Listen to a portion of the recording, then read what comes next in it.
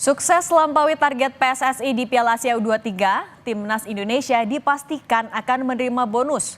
Pernyataan ini disampaikan Ketua Badan Tim Nasional PSSI, Sumarji, kepada awak media di Jakarta Sabtu pagi.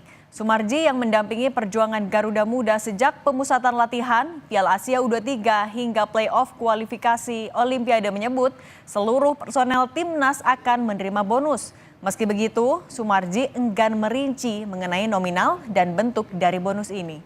Sebagai catatan, PSSI menargetkan Timnas lolos ke 8 besar Piala Asia U23.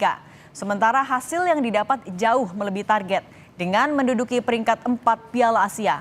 Apalagi ini merupakan debut Indonesia di kancah Piala Asia U23. Bonus atau apa, mungkin kabar dari Menpora seperti apa? Sudah, kalau bonus itu yang pasti sudah ada, ya sudah ada.